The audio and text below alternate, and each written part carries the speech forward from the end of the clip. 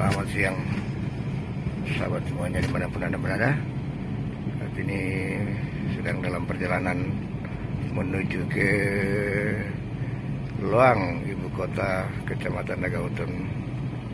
Nanti kita akan melewati Bukit Cinta, Kabupaten Lembata, Nusa Tenggara Timur.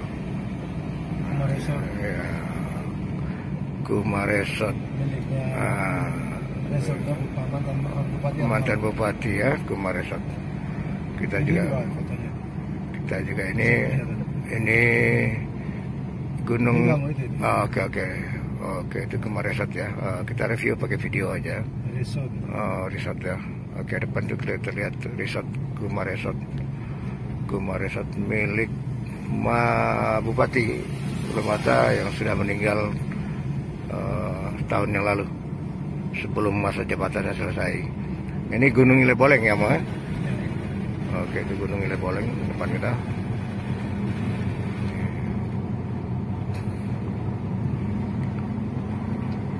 Ini perjalanan cuma berdua, saya dengan Bapak Ferdinandus Koda. Oke, ini lagi sebagai pilot hari ini.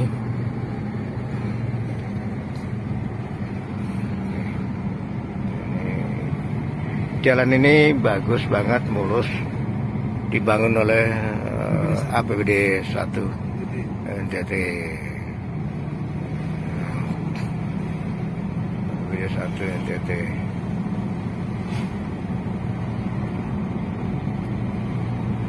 Ini jalan masuk resort. Oke, ini jalan resort masuk ke Kumaresot ya, ini ya. Oke, sebelah kanan kita nih jalan masuk ke Kumaresot. Pom bensinnya mantan Bupati jadi pribadi. Oke. Iya.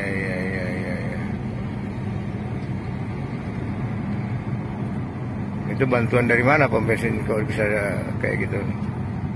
Kementerian Pertambangan dan Energi. Oh, Kementerian Pertambangan. Ke program BBM Satu Harga. Oh.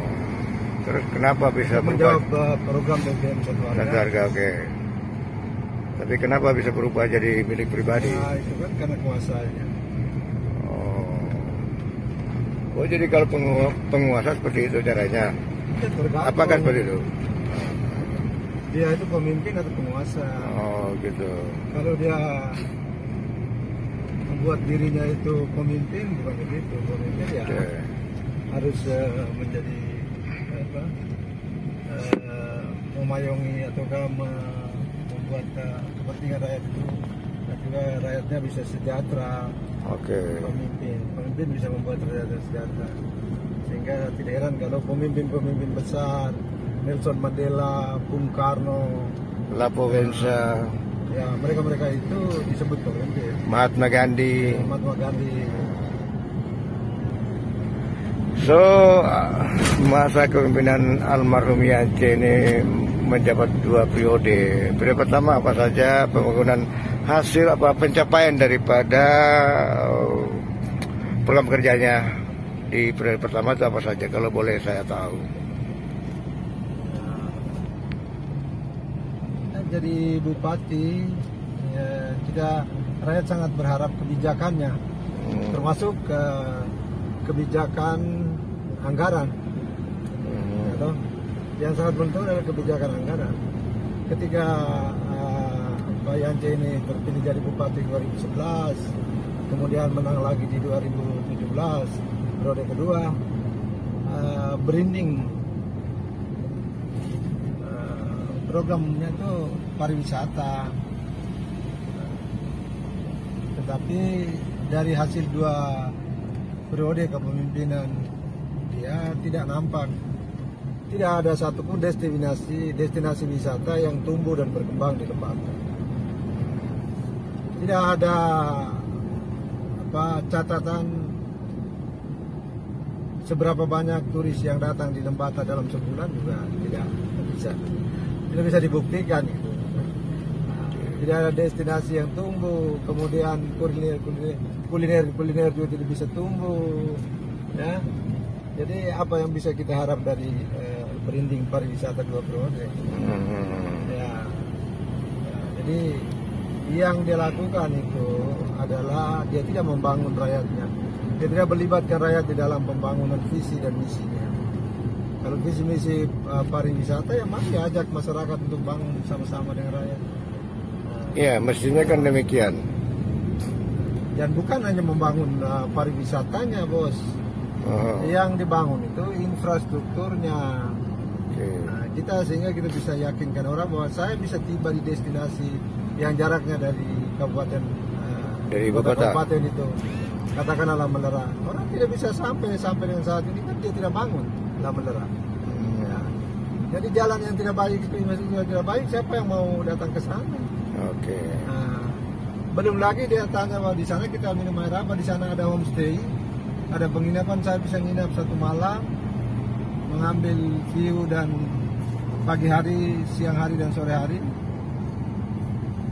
Saya bisa tinggal di sana. Bisa karena tidak ada homestay yang dia bangun di sana. Nah, sementara orang juga tidak menikmati air minum bersih di sana. Karena airnya tidak dibangun. Kalau listrik ya sudah terjawab semua. Karena program Jokowi itu Indonesia Terang itu dampaknya untuk seluruh Indonesia ya. Indonesia itu memang sudah masalah listrik ya bukan menjadi masalah lagi kan sekarang. Sudah masuk sampai ke pulau-pulau. Ambil saja contoh yang Dulir itu dari dulu itu jalan dan air listrik tidak pernah masuk di sana. Sekarang listrik masuk.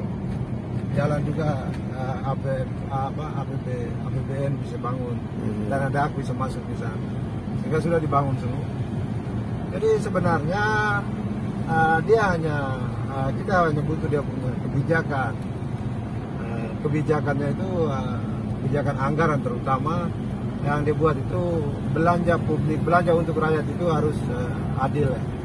Jangan sampai belanja untuk pegawai yang lebih banyak, habiskan uang rakyat tetapi tidak menyentuh kepentingan rakyat. Ini kesejahteraan rakyat apalagi kita pertanyakan kan. Oke, tapi saya ada rumor di lapangan bahwa jalan yang dibangun baik ke selatan Lembata maupun ke timur ke wilayah arah Kedang itu adalah proyek daripada apa yang menjadi bupati ya yang melakukan apa betul seperti itu. Apakah itu APBD 2? Iya, artinya kalau kita jujur, maka saya selalu bertanya di mana-mana saya kritisi. Mana teman-teman kalau mau bilang Yanje berhasil, infrastruktur mana yang dia bangun? Kita ambil contoh jalan. Jalan ini arah ke Lambalera ini baru pemerintah provinsi mereka menyadari bahwa ada aset budaya penangkapan di sana itu yang bisa kita jual ke domestik dan mancanegara untuk menarik wisatawan masuk. Ya, sehingga dia bangun dengan APBD 1. Sedangkan ke arah selatan di Kedang, Lebatukan, Kedang 2 kecamatan Lebatukan itu dibangun dengan APBN. Ya, dana-dana pusat yang tangani itu jalan. Jadi pertanyaan kita yang bangun jalan yang mana sih? Daunnya itu bangun dengan jalan yang mana? Atau PAD hasil PAD-nya yang mungkin ya ada kelebihan PAD sedikit yang dia sumbangkan untuk membangun infrastruktur mana tidak ada kan? Kalau air, ya air juga tidak pernah dia bangun kan? Tidak pernah bangun air. Makanya saya membanding-bandingkan di penjabat Peter Boliono Kerap 1 tahun di awal otonomi menjadi penjabat, tetapi orang di Ileape di Tanjung minum air bersih gitu. Oh begitu ya. Tetapi di zaman periode 2 periode Bapak Ande Manu air tidak bisa dibangun, 2 periode Yanje pun air Ileape tidak bangun. Sehingga orang Ileape tidak minum air bersih gitu. Sekarang ini mungkin baru sampai di Muraona dalam tujuannya, tetapi untuk Ileape keseluruhan kan belum. Nah, ini Bukit Cinta. Oh, ke atas ini Bukit Cinta ya. Jadi Ileape itu ya kata orang bilang ada air ada kehidupan. Ternyata air adalah sumber kehidupan. Air ada kehidupan. Nah, tapi Ileape ini tidak ada air, kita paksa hidup dari dulu sampai begitu. Ya. Ini ya. Jadi mestinya perhatian pemerintah itu saya minta ya siapapun jadi bupati dia harus air jalan generasi yang cerdas, sumber daya manusia yang bagus, sumber daya manusia yang unggul untuk membangun negeri ini. Oke. Sampai hari ini toh bos. Iya. Ini. Jadi bukan apa, tetapi Pak Yance ini saya pikir ya dia bupati, kita hargai dia sebagai bupati. Tetapi kebijakan dan program-program yang dihasilkan itu tidak menyentuh kepentingan rakyat, kebutuhan dasar masyarakat. Jadi sangat disayangkan. Nah, untuk infrastruktur sendiri sejak dua periode ini kan beliau menjabat dan meninggal sebelum masa bakti. Nah, untuk jalan saya ingin tanyakan di wilayah kabupaten mana yang dianggarkan dari APBD 2? Kalau di APBD 2 itu kan jalan-jalan yang aspal, Lapen ya. Lapen, oke. Lapen ya. Kalau provinsi sama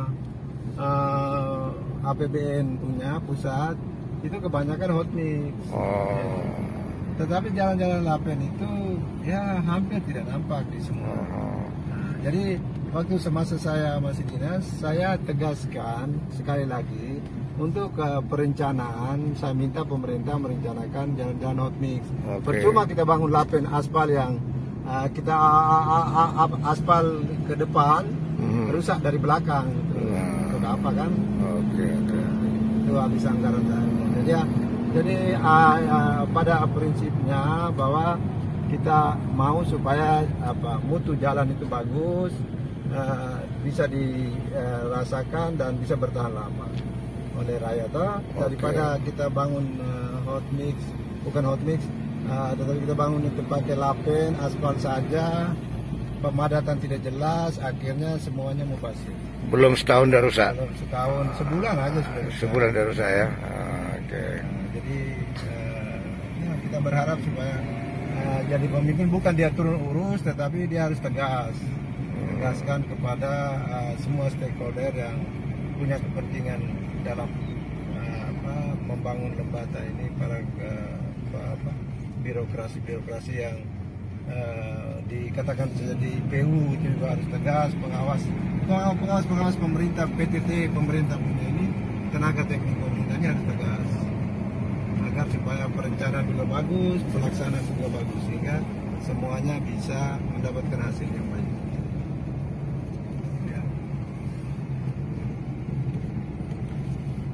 Oke, terima kasih atas bincang-bincang santainya dalam perjalanan on the way Loleba menuju ke Luang bersama Bapak Ferdinandus Koda, SE, mantan Ketua DPRD periode 2014-2019.